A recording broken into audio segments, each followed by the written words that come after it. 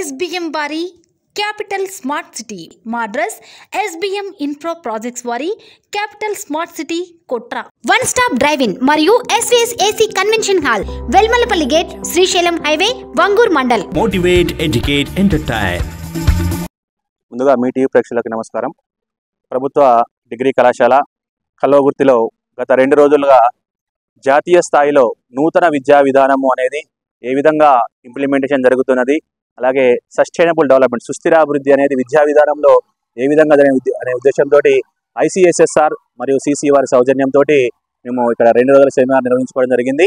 మరి ఈ సెమినార్లో ముఖ్యంగా పాలమూరు విశ్వవిద్యాలయ VC అలాగే పొలిటికల్ సైన్స్ ప్రొఫెసర్స్ అందరూ కూడా పాల్గొని ఈ యొక్క నూతన విద్యా విధానం గురించి ముఖ్యంగా విద్యార్థులతో పాటుగా స్కాలర్స్కి, రీసెర్చ్ స్కాలర్స్కి, అలాగే అధ్యాపకులకి, అలాగే పరిసర ప్రాంత పిల్లలందరికీ కూడా అన్ని కాలేజీల విశ్వవిద్యాలయ పరిధిలో ఉన్న అన్ని విద్యార్థులకు కూడా ఈ నూతన విద్యా విధానము సుస్థిరాభివృద్ధి అనేటువంటి అంశం మీద సుదీర్ఘమైనటువంటి ఉపన్యాసం ఇవ్వడం జరిగింది.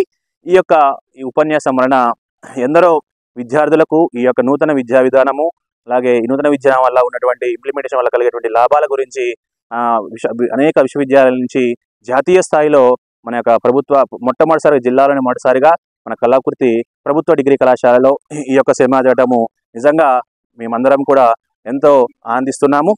ఈ యొక్క సెమినార్ జరగటము కల్వకుర్తికి ఎంతో గర్వకారణమని ఘంటాపదంగా చెప్పడం జరుగుతుంది. ముఖ్యంగా ఈ యొక్క విద్యా విధానం మీద అనేక మంది వక్తలు 2 రోజులు ఇచ్చినటువంటి ఉపన్యాసంలో ఇవన్నీ ఉపన్యాసాన్ని మనము ISBN ద్వారా మేము బుక్ కూడా రిలీజ్ చేయబోతున్నాము త్వరలో. ఈ అందరికీ సహకరించినటువంటి ప్రభుత్వ డిగ్రీ కళాశాల సహకరించినటువంటి ప్రభుత్వ మన నగర కల్వకుర్తిలో ఉన్నటువంటి వివిధ పెద్ద నాయకులందరకు, అలాగే కల్వకుర్తి పరిధిలో ఉన్నటువంటి విద్యావేత్తలు, అలాగే ప్రొఫెసర్స్కు, పాలమూరు విశ్వవిద్యాలయ వైస్ ఛాన్సలర్ గారికి అందరికీ పేరున ధన్యవాదాలను తెలియజేసుకుంటున్నాము. Thank you very much. అందరికీ నమస్కారం. ఇవాళ నాగర్ కర్నూలు జిల్లాలో ఉన్నటువంటి అత్యంత గొప్ప college Kalwakurthy government degree college. ఈ కళాశాలలో ఇక్కడ ఉన్నటువంటి ప్రిన్సిపల్ గారు, మరి ఇతర అధ్యాపకేతర మరి ముఖ్యంగా విద్యార్థులందరూ కలిసి ఈ మధ్య కాలంలో దేశంలో కేంద్ర ప్రభుత్వం తీసుకొచ్చినటువంటి నూతన విద్యా విధానం 2020 దాని యొక్క ఆవశ్యకత ప్రధానంగా ప్రపంచవ్యాప్తంగా 2016లో ఐక్యరాజ్య సమితి కూడా ప్రతిపాదించినటువంటి 17 గోల్స్లో ప్రధానంగా ఉన్నటువంటి విద్యా వ్యవస్థలో రావాల్సినటువంటి సమూలమైన మార్పులు ఏ రకంగా ఉండాలనేటువంటి 2 అంశాలను, ఒకటి అంతర్జాతీయ సమాజం ప్రతిపాదించినటువంటి ప్రతిపాదనలు మరియు కేంద్ర ప్రభుత్వము తీసుకొచ్చినటువంటి నూతన విద్యా విధానానికి సంబంధించిన చట్టము, ఈ రెండింటి యొక్క సమాహారంతో గ్రామీణ మరియు పట్టణ ప్రాంతాల్లో ఉన్నటువంటి విద్యా వ్యవస్థను ఏ రకంగా మార్చవచ్చు అనేటువంటి అంశం మీద నిన్న ఈరోజు 2 రోజులు జాతీయ సదస్సును నిర్వహించినందుకు ముందుగా కాలేజీ యాజమాన్యానికి, ప్రిన్సిపల్ గారికి, ఉపాధ్యాయులకు, ఉపాధ్యాయేతరులకి, విద్యార్థులకి శుభాకాంక్షలు తెలియజేస్తున్నాను. ఈ 2 రోజుల కార్యక్రమంలో దాదాపు 60 పరిశోధన పత్రాలు ఈ సెమినార్లో ప్రజెంట్ చేయడం జరిగింది. నిజంగా ఇది చాలా ఆహ్వానించదగ్గ పరిణామం, ఆనందకరమైన విషయం కూడా. నూతన విద్యా వ్యవస్థలో వచ్చేటువంటి మార్పులు, రావాల్సినటువంటి మార్పులు, దానిలో విద్యార్థులు ఏ రకంగా అభివృద్ధి చెందాలి, అట్లాగే ఉపాధ్యాయుల యొక్క పాత్ర ఏ రకంగా గుణాత్మకంగా మారాలి, మరీ ముఖ్యంగా సమాజంలో ఉన్నటువంటి బుద్ధిజీవులు, మేధావులు సమాజ హితం కోసం పనిచేయాలని ఆశిస్తున్నటువంటి ప్రజల యొక్క పాత్ర ఎలా ఉండాలి, అన్నిటికంటే ప్రధానంగా మన దేశము ప్రజాస్వామిక దేశము, అందులో ప్రజల భాగస్వామ్యంతో పాటు ప్రభుత్వము ఒక గురుతర బాధ్యతగా ముందు తరాలకు కావలసినటువంటి అన్ని వ్యవస్థలను ప్రజాస్వామీకరించడంలో, దాన్ని అభివృద్ధి చేయడంలో గణనీయమైన పాత్ర పోషించవలసిన అవసరం ఉంటుంది. కాబట్టి అటు కేంద్ర ప్రభుత్వము, ఇటు రాష్ట్ర ప్రభుత్వము, దాంతోపాటు స్థానికంగా ఉండేటువంటి రాజకీయ నాయకత్వము, ఈ 3 అంశాలు, ఈ 3 రంగాలు కలిస్తే తప్ప విద్యా వ్యవస్థలో సమూలమైనటువంటి మార్పులు రాదు. స్వాతంత్రం వచ్చి 75 సంవత్సరాలు దాటినప్పటికీ ఇప్పటికీ విద్యా వ్యవస్థలో సమాజం ఆశించినంత, సమాజం కోరుకున్నంత ఇంకా మార్పు రాలేదు. చాలా మార్పు సాధించినాము. శాస్త్ర సాంకేతిక రంగాల్లో అనేకమైనటువంటి కొత్త ఆవిష్కరణలు జరిగినాయి. అలాగే విద్యారంగంలో ముఖ్యంగా ఇంజనీరింగ్ విద్య, మెడికల్ విద్య, టెక్నాలజీ విద్య అభివృద్ధి చెందినప్పటికీ ఇవి కేవలం దేశంలో ఉన్నటువంటి అత్యంత ప్రమాణాలతో నడుస్తున్న ఐఐఎంలు, ఐఐటీస్లు, సెంట్రల్ యూనివర్సిటీసు చాలా మేరకు పురోగతి సాధించినప్పటికీ గ్రామీణ పట్టణాల్లో ఉన్నటువంటి ముఖ్యంగా ఇట్లాంటి కలవకుర్తి లాంటి పట్టణాల్లో ఉన్నటువంటి రూరల్ మరియు ఇప్పుడిప్పుడే అభివృద్ధి చెందుతున్నటువంటి పట్టణ ప్రాంతాల్లో ఉన్నటువంటి స్కూల్స్ కావచ్చు, ఇంటర్మీడియట్ కాలేజీలు కావచ్చు, ముఖ్యంగా ప్రభుత్వ ఆధీనంలో నడుస్తున్నటువంటి ప్రభుత్వ డిగ్రీ కాలేజీలు కావచ్చు, రూరల్ ఏరియాలో ఉన్నటువంటి విశ్వవిద్యాలయాలు కావచ్చు, వీటిలో రావాల్సినంత మార్పు ఇంకా రాలేదు. దానికోసం ఈ నూతన విద్యా వ్యవస్థలో ఈ నూతన విద్యా విధానము 2020లో సూచించినటువంటి వాటికి అనుగుణంగా ఇవాళ మనమంతా కూడా కలిసికట్టుగా సమాజము, విద్యార్థులు, ఉపాధ్యాయులు, రాజకీయ నాయకులు, అట్లాగే ఉద్యోగ సమయంలో ఉన్నటువంటి వాళ్ళు అందరూ ఒక తాటి మీదకి వచ్చి పనిచేస్తే రాబోయేటువంటి 15-20 సంవత్సరాల్లో అక్షరాస్యతను 100% సాధించడంతో పాటు నాణ్యమైన గుణాత్మకమైనటువంటి విద్యా వ్యవస్థను రాబోయే తరాలకు అందించడం పెద్ద సమస్య కాదు. ఒకవేళ ఈ డాక్యుమెంట్లో ప్రతిపాదించినట్టు కనుక విద్యా వ్యవస్థను అంటే గ్రామీణ స్థాయి నుంచి 1వ తరగతిలో జాయిన్ అయినటువంటి బాలలు లేదా బాలికల నుంచి మొదలుకుంటే అత్యున్నత స్థాయిలో ఉన్నటువంటి PhD డిగ్రీ వరకు ఈ నూతన విద్యా వ్యవస్థలో, నూతన విద్యా విధానంలో పొందుపరిచినటువంటి సూచించినటువంటి సూచన ప్రకారం కనుక వెళ్ళేది ఉంటే తప్పకుండా రాబోయే కాలంలో భారతదేశము విశ్వగురువుగా అవతరించడానికి ఆస్కారం ఉంటుంది. కేవలము సహజ వనరులు ఉంటేనే మాత్రమే అభివృద్ధి చెందదు ఏ దేశమైనా. కేవలము ఇన్ఫ్రాస్ట్రక్చర్ ఉంటే మాత్రమే అభివృద్ధి చెందదు. సహజ వనరులను, ఇన్ఫ్రాస్ట్రక్చర్స్ని వాడుకునేటువంటి పరిజ్ఞానము, నైపుణ్యము వాడుకొని వాటి ప్రజల హిత కోసం పనిచేసేటువంటి ఒక దీక్షతో కూడినటువంటి, ఒక అంకిత భావంతో కూడినటువంటి మానవ వనరులు అభివృద్ధి చెందితే తప్ప ఆ దేశం అభివృద్ధి చెందదు. కాబట్టి ఈ 3 అంశాలన్నీ అటు సహజ వనరులు, ఇన్ఫ్రాస్ట్రక్చరు, విద్యా వ్యవస్థలో సమూలమైన మార్పు వస్తే తప్పకుండా భారతదేశము ప్రపంచం యొక్క చిత్రపటంలో ఒక ముఖ్యమైనటువంటి స్థానాన్ని సంపాదించుకోవడానికి ఎంతో దూరం లేదని చెప్పేసి ఆశించవచ్చు. దానికి ఇట్లా అంటే ఎక్కడో పట్టణాలలో, ఢిల్లీలోనో లేకపోతే హైదరాబాద్లో, బెంగళూరులో చర్చలు జరగడమే కాకుండా వాటితో పాటు గ్రాస్ రూట్ లెవెల్లో ఉన్నటువంటి గ్రామీణ ప్రాంతాలలో, పట్టణ ప్రాంతాలలో చర్చ జరగాలి, మేధోమథనం జరగాలి. తద్వారా గ్రాస్ రూట్ లెవెల్లో సామాన్య ప్రజలు, సామాన్య జీవితం నుంచి వస్తున్న రైతు కుటుంబాల నుంచి వస్తున్న ఈ కుటుంబాల నుంచి వస్తున్నటువంటి బీద కుటుంబాల నుంచి వస్తున్న పిల్లలు వాళ్ళ యొక్క అవసరాలు, వాళ్ళ యొక్క ఆలోచనలు కూడా ఈ విద్యా వ్యవస్థలో భాగస్వామ్యం అయినప్పుడు మాత్రమే అటు పట్టణాలు, ఇటు గ్రామాలు, అట్లాగే చదువుకున్నటువంటి వాళ్ళు, చదువుకోనటువంటి వాళ్ళు అందరూ మధ్యతరగతి అన్ని సమూహాలు కలిస్తేనే ఈ వ్యవస్థ మారుతుంది. అందులో అందరం చేయి కలిపి ఈ దేశం యొక్క పురోగతి కోసం పనిచేయడానికి ఇట్లాంటి మేధోమథన చర్చలు అవసరం అని చెప్పేసి భావిస్తున్నాను. Thank you. విద్యా విధానం పైన ఈ చర్చ, ఈ గోష్ఠి 2 రోజులు ఏదైతే ఆర్గనైజ్ చేశారో అది ముఖ్యంగా చాలా టైమ్లీ, సమయానుకూలంగా ఈ టాపిక్ చోటు చేసినారు. ఆ ప్రిన్సిపాల్ గారికి, తర్వాత ఆయనతో తమ సహచరులకు నేను నిజంగా కూడా నా అభినందనలు తెలుపుతున్నాను. అందరూ చదువుతాము రోజు పేపర్లో ఈ విషయాన్ని, ఆ అంశాన్ని గురించి.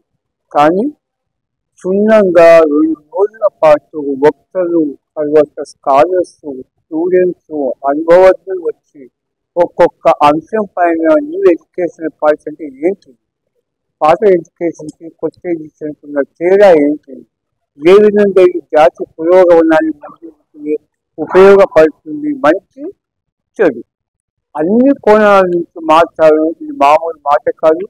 దీని మూలంగా ఇక్కడ ఉన్న యంగ్ కొలీగ్స్, టీచర్స్, ముఖ్యంగా స్టూడెంట్స్ వీళ్ళందరూ తప్పనిసరిగా లాభపడ్డారు అని చెప్పి నేను భావిస్తున్నాను. And I congratulate the college authorities for having taken this initiative. All the best. చాలా టైమ్లీగా కండక్ట్ చేశారండి. The participation of the students was amazing and the faculty support for this seminar, Telugu seminar చాలా అమేజింగ్ గా ఉంది. ఎందుకంటే the participation, students participation చాలా full cooperation ఉంది. They were there for all through the seminar. The faculty were కూడా చాలా interesting తో cooperation తో they supported the full length of the seminar.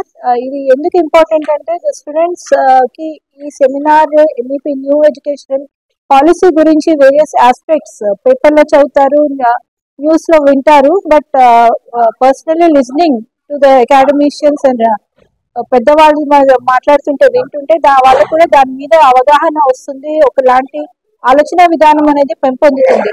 ఈ సెమినార్ మూలంగా వాళ్ళలో ఒక డిసిప్లిన్ అనేది ఉంటుంది, ఒక మామూలుగా ప్రొఫెషనల్ గా what are they are expected.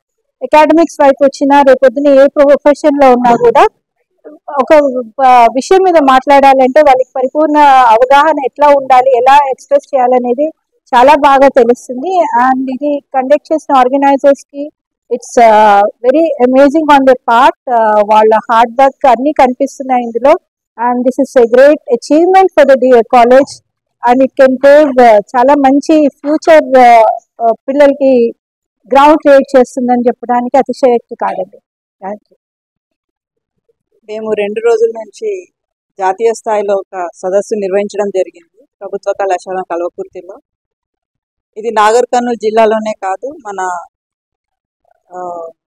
కల్వకుర్తిలో మొదటిసారిగా మనం చేసుకుంటున్నాము. దీనికి అనూహ్యమైన స్పందన వచ్చింది. దాదాపు 60కి పైగా పేపర్ ప్రజెంటర్స్ వచ్చారు, పేపర్ సబ్మిట్ చేశారు. కొంతమంది వచ్చి ప్రజెంట్ చేశారు, కొంతమంది ఆన్లైన్లో కూడా ప్రజెంట్ చేశారు. మాకు ఇనాగరల్కి ప్రొఫెసర్ సుధాకర్ రెడ్డి గారు, వైస్ ఛాన్సలర్ రాథోడ్ సారు మరియు కీనోట్ స్పీకర్గా ప్రొఫెసర్ చెన్నబసవయ్య గారు వచ్చారు. వాళ్ళు ఈ సదస్సుకు సంబంధించినటువంటి ప్రతి అంశం గురించి కూడా పిల్లలకు అర్థమయ్యేటట్టు చెప్పారు. ఎందుకంటే న్యూ ఎడ్యుకేషన్ పాలసీ వచ్చిన తర్వాత అసలు అదంటే ఏంటో పెద్ద చర్చ జరుగుతుంది. మామూలుగా అందరం ఏమనుకుంటున్నామంటే 5+3+3+4 నడుస్తుంది కదా, అదంటే ఏంటి అనేది క్లియర్గా ఎక్స్ప్లెయిన్ చేశారు. ఇది పేపర్ ప్రజెంటర్స్ మాత్రమే కాదు, స్టూడెంట్స్ కూడా పార్టిసిపేట్ చేశారు మా దాంట్లో. ముఖ్యంగా ఏంటంటే కోవిడ్కి ముందు, కోవిడ్ తర్వాత సిచ్యువేషన్ ఏంటని స్టూడెంట్స్ మాట్లాడారు, ఇక్కడికి వచ్చిన వక్తలు కూడా మాట్లాడారు. ఎందుకంటే కోవిడ్కి ముందు ఆన్లైన్ క్లాసెస్ అనేది లేదు మనకి, కోవిడ్ తర్వాత మాత్రం ఆన్లైన్ క్లాసెస్ వచ్చాయి. కోవిడ్ తర్వాత ఆన్లైన్ క్లాసెస్ ఆఫ్లైన్ క్లాసెస్గా బ్లెండెడ్ ఎడ్యుకేషన్ ఆ సిస్టమ్ వచ్చింది. కాబట్టి ఏంటంటే ఎంతవరకు మనకి ఇది ఉపయోగపడుతుందంటే ఆమె చాలా క్లియర్గా డిస్కషన్స్ జరిగాయి. ఇది ఒక మల్టీ డిసిప్లిన్ టాపిక్ కాబట్టి మేము తీసుకున్నది. దీంట్లో సైన్స్ బ్యాక్గ్రౌండ్ వాళ్ళు, కంప్యూటర్ బ్యాక్గ్రౌండ్ వాళ్ళు, టెక్నాలజీ బేస్డ్, సోషల్ సైన్సెస్ వాళ్ళందరూ క్లుప్తంగా కాకుండా డీటెయిల్గా చాలా వివరంగా ప్రతి విషయాన్ని కూడా అనలైజ్ చేయడానికి ట్రై చేశారు. చాలా మంచి స్పందన వచ్చింది మాకు. ఈ ప్రోగ్రామ్ని మేము కండక్ట్ చేసుకోవడానికి మా కాలేజ్ విద్యార్థులు, మా టీచింగ్ స్టాఫ్, నాన్ టీచింగ్ స్టాఫే కాకుండా మా సిపిడిసి members, college planning and development council members ప్రతి ఒక్కరు కూడా హెల్ప్ చేశారు. ఒక వేదికను ఏర్పాటు చేసుకున్నాము. ఇది మా కాలేజ్కి ఒక ప్రారంభం అని అనుకుంటున్నాము. ఇక ముందు ఇలాంటి ప్రోగ్రామ్స్ చాలా కండక్ట్ చేస్తాము. ఈ ప్రోగ్రామ్ సక్సెస్ చేసిన ప్రతి ఒక్కరికి థ్యాంక్ యూ. కల్వకుర్తి ప్రజలందరికీ కూడా మనస్ఫూర్తిగా థ్యాంక్స్ చెప్తున్నాము మాకు ఇచ్చిన మోరల్ సపోర్ట్కి. Thank you so much.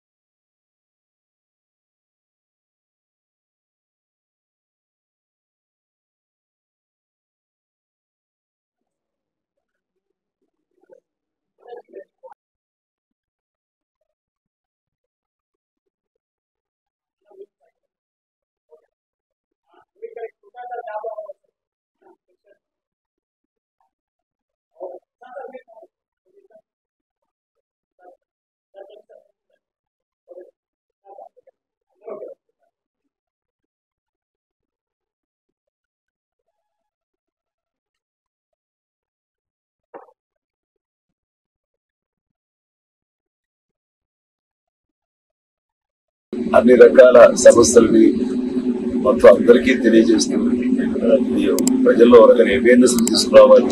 అన్ని రకాల మీ టీవీ అనేది అందరికి టీవీ లాగా ఉండాలి. I wish you all the best.